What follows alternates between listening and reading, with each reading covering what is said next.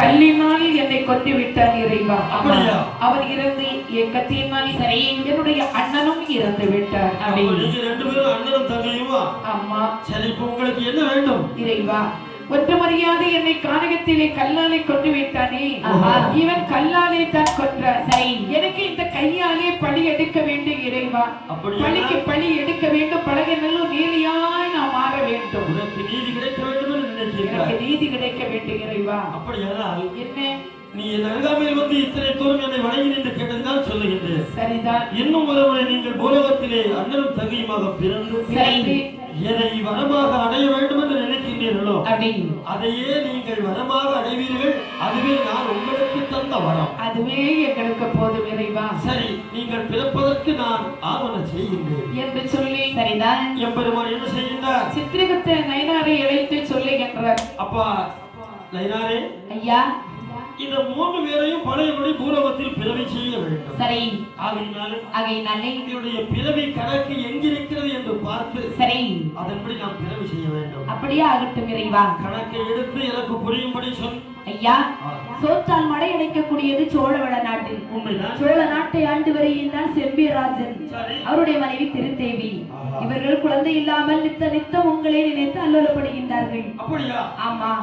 அவர்களுக்கு இவர்கள் இருவரையும் மக்களாக பிறவி செய்யலாம், அதுவும் ஒரே சூழலில். அப்ப இவர்கள் இரண்டு பேரையும் அண்ணனும் தங்கையாக மறுபடியும் பிறவி செய்வதற்கு அங்கு ஒரு வாய்ப்பு இருக்கிறது. ஆமா. சரி, என்ன, இந்த பெண்ணை கல்லை தூக்கி போட்டு கொண்டானே அந்த கிராதகன். ஆமா. அவனுக்கு பிறவி இருக்கிறது வேண்டாமா? கண்டிப்பாக இருக்கும் அல்லவா? அவன் பிறவி எங்கே எடுக்க வேண்டும்? அதே சோழ நாட்டில் காவிரி முகப்பட்டினத்தில் மாநாயக்கன் செட்டிக்கு இவரை மகனாக பிறவி செய்யலாம். அப்ப இரண்டு மூணு பேருக்கு அங்குதான் இடம் இருக்கிறது. ஆமாம் ஐயா. அப்படி சரிதான். சித்திரபுத்திரன் ஐனாரின் கூற்றுப்படி சரி, இவர்கள் கணக்கை பார்த்து சொல்லக்கூடிய சமயத்திலே சோற்றால் மடை கிடைக்கும் சோழவள நாட்டை ஆண்டு வரக்கூடிய செம்பியராஜனுடைய மனைவி திருத்தேவியானவள் குழந்தை இல்லாமல் அல்லோலப்பட்டு அழுது புலம்பிக் கொண்டு அதனிடத்திலே என்ன சொன்னால் தெரியுமா? சோழ ராஜல் அவனோட தேவி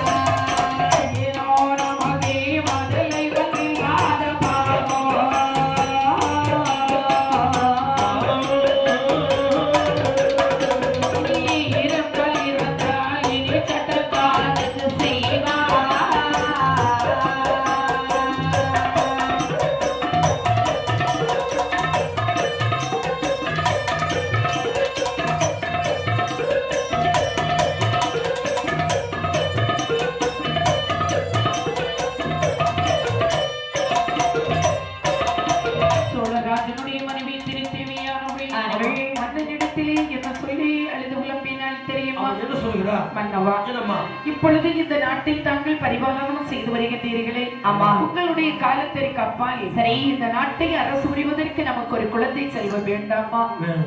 எத்தனை எத்தனை கோடி திரவியங்கள் இருந்தாலும் நமக்கு ஒரு குழந்தை இல்லையே மன்னவா? நான் யோசிக்கத்தான் செய்கிறேன். என்னதான் யோசிக்கிறீங்க? சோழர் பரம்பரை நம்மோடு முடிந்து விடக் கூடாதே இறைவா என்று. சரிதான். நான் போகாத கோவில் கிடையாது, ஆஹா, கும்பிடாத சாமி கிடையாது. அப்பா, ஆனா எந்த சாமியும் கும்பிட்டாலும் நம்ம விதிப்படித்தான் நம்ம குறையே தீரவில்லை. நம்ம விதிப்படித்தானே நடக்கும். அதனால என்ன நடப்பது நடக்கட்டும் என்று நான் பேசாமல் இருந்து விட்டேன் என்று சொல்லி சரி மன்னவனும் தேவியரும் சக்தி சிவன் ஆலயத்திலே வந்து ஆண்டவனை தன்னவர்கள் தவம் செய்து வரக்கூடிய சமயத்திலே இவர்களுடைய தவத்திற்கு இறங்கினார் எம்பெருமான். அதாவது இந்த லட்சுமியை திருக்கண்ட நட்டுவதையும் திருத்தேவிக்கு குழந்தையாக கொடுத்தார். அதை ஒன்றி அப்படியே இந்த வேலவனை காவேரி புகம்பட்டினத்தில் சரி மாநாக்கன் செட்டிக்கு மகனாக பிறக்கும்படி அங்கே குழந்தை வரம் கிடைத்து விட்டது என்று சொல்லி ஆனத்தை சாகரத்திலே மூழ்கினார்கள். ஆமா, அரண்மனையிலே வருகின்றார்கள். சரி அந்த நாள் ஒரு சோழன் தேவி கதையா மணிமடவே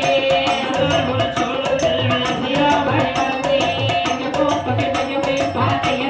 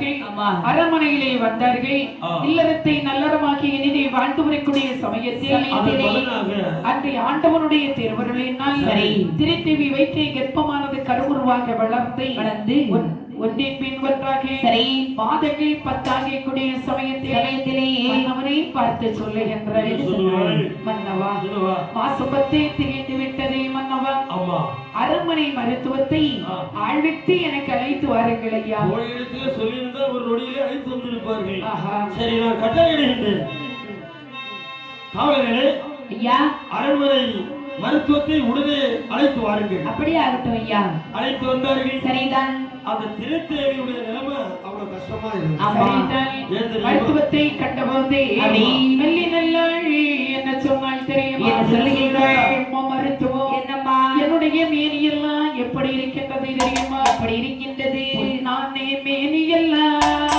பொடிப்படியாயினோ புவியில் தனக்கு முன்னா பொல்லா பூசை தேரோ மதிப்பேரா மடப்பொடியே மன்னவர்க்கே முறையதா மதிப்பேரா மடப்பொடியே மன்னவர்க்கே முறையதா மதிப்பேரா மடப்பொடியே மன்னவர்க்கே முறையதா மதிப்பேரா மடப்பொடியே மன்னவர்க்கே முறையதா மோதிரங்கள் இட்டிருந்தே மொழிகள் எல்லாம் நோகுதமா மோதிரத்தை கலந்தெடுங்கோ முக்கணர்கே நேர்ந்தெடுங்கோ பாடகங்கள் இட்டிருந்தே படங்கள் எல்லாம் நோகுதமா பாடகத்தை கலந்தெடுங்கோ பகவானுக்கே நேர்ந்தெடுங்கோ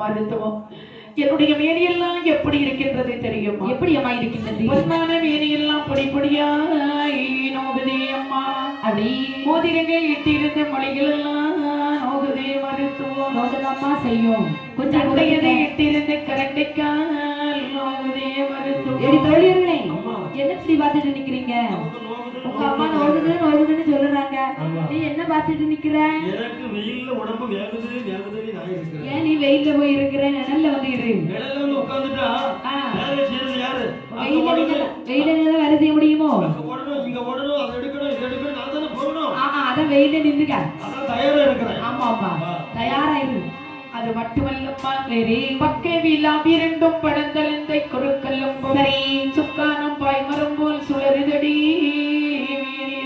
அப்படிதான் இருக்கும்மா எம்மா மருத்துவம் என்னம்மா இப்படி என்னை அறிந்திருந்தா சரிதான் குழந்தைக்கு தவமே செய்திருக்க மாட்டேன் மருத்துவம் அப்படி சொல்லவே சொல்லாத குழந்தை இல்லாமலே என்ன கஷ்டப்பட்டாமா உண்மைதான் இப்படி குழந்தை ஜெனித்திருந்தால் இப்படிதான் கஷ்டமா இருக்கும் கொஞ்ச நேரம் பொறுத்துக்க ஆமா எம்மா குழந்தை மருத்துவம் பேர் என்பது ஒரு பிறவின்னு சொல்லுவார்கள் ஆமா அது பெண்களுக்கு ஆண்டவன் கொடுத்த வரப்பிரசாதம் எம்மா மருத்துவம் சில ஆட்களுக்கு வந்து சுகமா பிறந்திருக்கு ஆமா சில ஆட்கள் சுகமா பிறந்தாலும் கஷ்டப்படாமல பிறக்கும் கஷ்டப்பட்டு தான் பிறக்கும் ரெண்டாவது கஷ்டம்தான் ஆனா எல்லாருக்கும் 100% பேர் எல்லாம் சிசேரியன் தான் பண்ணுறாங்க அது சுகமா பிறந்தாலும் ஆஸ்பத்திரி போனா அவ்வளவுதான் எம்மா மருத்துவம் இதோ பாரு மருத்துவம் இது குழந்தை இல்லை எனக்கு கல்லாக கலக்குதே மருத்துவம் அப்படியா இந்த குழந்தையினால் நான் இறந்து விடுவேன் போல் தெரிகிறதே அப்படி எல்லாம் சொல்லக்கூடாது என்னுடைய கையை பார்த்து நான் இருப்பேனா அல்லது இந்த குழந்தையினால் நான் இறப்பேனா என்று சொல்லி சரி ஒரு வார்த்தை சொல்லை மருத்துவம் பாருங்க என்ன மறிப்பேனா மறிச்சு போவேனான்னு கேட்கக்கூடாது ஆஹா இறந்துருவு போல எனக்கே தெரியுதே மருத்துவம் கஷ்டம்னா இந்த சுமையை அடுத்த ஆண்டு கொடுத்து இறக்கி கொஞ்ச நேரம் சொல்ல முடியுமா முடியாது அப்பொழுது இந்த மருத்துவமானவள் அந்த திருத்தேவியினுடைய கையை பிடித்து பார்த்து என்ன சொன்னார் எம்மா திருத்தேவி பழைய மொழி சொல்லு பழைய